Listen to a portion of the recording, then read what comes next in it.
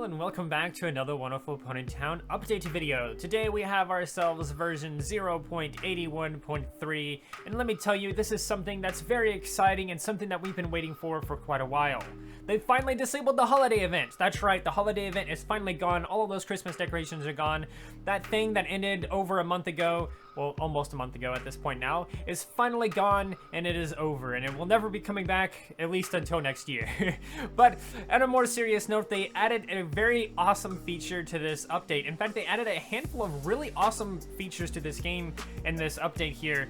They gave us an emoji picker. Look at Emoji Picker. We can pick emojis from the chat bar now. We don't have to type in weird things to get emojis. They added the ability to change the season's offenses, which doesn't work with the rake, by the way. You have to use the saw tool to change the season of them, which is a little bit of a weird thing, but also totally makes sense because you can't really, there's no real way to implement the rake being able to do that stuff. They also added the ability to change the wall mode per wall, which means you can now have short walls and tall walls together at the exact same time. No longer do they all either have to be short or all have to be tall. You can now choose which ones you want to be tall and which ones you want to be short. So that is an awesome feature there. It's something that we've been waiting for forever, but of course the Emoji Picker is also something that we've been wanting for forever. Another thing that I personally have been wanting for a while is the ability to disable building tooltips.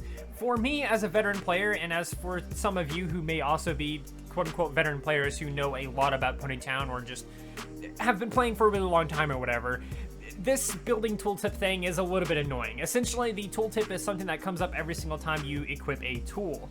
Now you can turn that off and you won't get that little message that says how to use that tool anymore.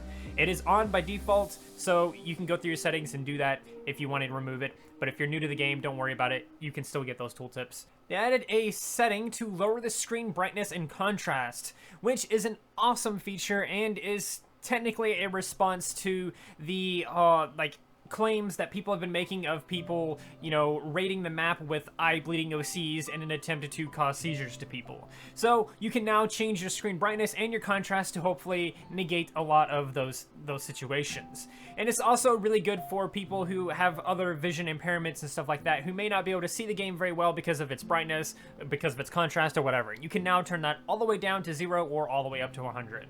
They also added this very tiny feature, which literally probably won't mean much, but now when you rejoin the game, it will remember whatever the chat type you were in when you rejoin.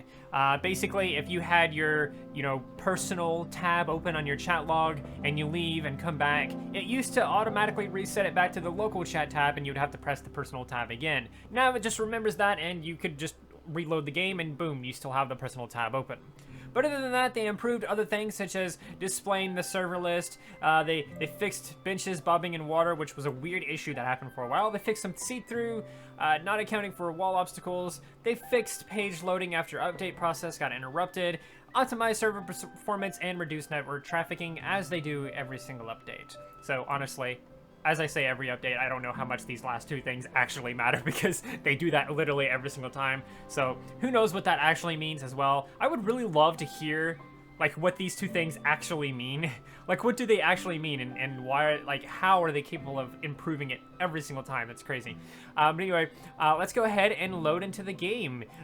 What's this? Ha! I had the game open in another tab. Haha. So as you can see here, I have some short walls and some tall walls together in the same thing. And as you saw there, I just equipped a crowbar, honestly by mistake. I legit did that by mistake.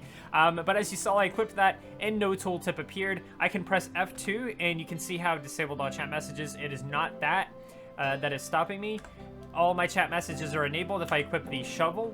The little tooltip telling me how to use shovel is not there. It didn't appear. So that proves that indeed you can turn off this tooltip. If you want to turn off this tooltip, I will go ahead and talk about the settings before I talk about the other stuff. Go ahead and hit your settings up here on the top right, hit your settings down here, and then you have all of these options here. The very first thing you'll be in the game settings. The disabling building tooltips is right here at the bottom of this tab here. It disables popping up messages with building controls tooltips. I feel like that might need to be reworded. I don't know. I don't know if it's just me. But anyway, you can click that and it will disable it and you will no longer get these little tooltips that tell you how to use the tools when you first equip them. Then, of course, we have the new tab in the settings, the accessibility tab. That's right, this is how you're going to get your contrast and brightness settings. That will not be in the graphic settings, it will be in the accessibility settings. So go to accessibility settings, you can change the contrast all the way to 0%. You will get this really nice, lovely, completely gray screen, which makes absolutely no sense. There is no way you can see anything that's going on screen here, but it is a thing you can do if for some reason you want to do that. And yes, you can do it to 0%. I'm just stupid and actually did 1% somehow. You can also change your brightness all the way to 0, which just makes everything, you know, whatever. And then you can reset them by pressing the arrows to reset them back to default, which default is just 100%, so this kind of is a little bit useless. If we're being honest with ourselves, it would be a lot nicer to be able to have something like this reset for either the graphics quality or something like the chat log background capacity and chat log range. It would make a lot more sense to have that reset on those than it would to have it on these, because default is just 100%, right? So anyway, we can play the rest of the game in like 0% darkness. How about that? 0% brightness, I should say. that is literally a thing you can do. Actually, if you look at it in the right light, I can actually make out this boat down here in the bottom right. That is so bizarre. All right, but anyway, yeah, that's the thing you can do. This will help you if you have, you know, vision impairment or this or that or whatever like that. Brighter darkness has also been moved to the accessibility tab. So if you guys don't know, brighter darkness basically makes the game a little bit brighter when it's night and things like that. That way you can actually see things. That used to be in the graphic settings, but it has now been moved to the accessibility settings. So that's pretty much it for the settings. Like I said, the accessibility, they're there. It's really nice. You can do cool things with that. There might be some fun, like, 0% brightness challenges that we can do on the channel or something like that. I don't know.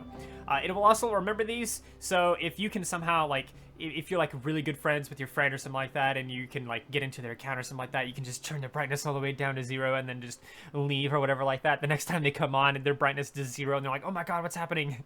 It would be funny little pranks like that you can do now. Don't hack your friends, by the way. I'm just saying, like, if you are, like, really good friends with someone, if, like, it's your sibling or something like that, and they just happen to leave the game open or something while they went to the other room, you can hop over there real quick and do whatever. It's a fun little prank that you can do, and honestly, I might do that to myself in the future. Literally just turn my brightness to 0 and then just leave for a day and see if I remember what I did. Let's move on to the walls, and the fact that the benches aren't floating. As you can see here, there is a bench in water. It is no longer floating. And of course, you can equip the saw. Again, the tooltip doesn't appear. Haha. And let's open up our build menu. As you can see here, there is now symbols next to the walls. This, basically, you can click this and then change them from there. Or, without even doing that, without even having your building menu open, you can press space and it will change the type of wall from whatever it was to short, to tall, to auto. Auto is a weird thing, by the way. I don't think you're going to be using auto too much, because all you have to do to get short walls is press once, and boom, you have short walls, and then press again and have tall walls, and then you can press twice and get short walls again.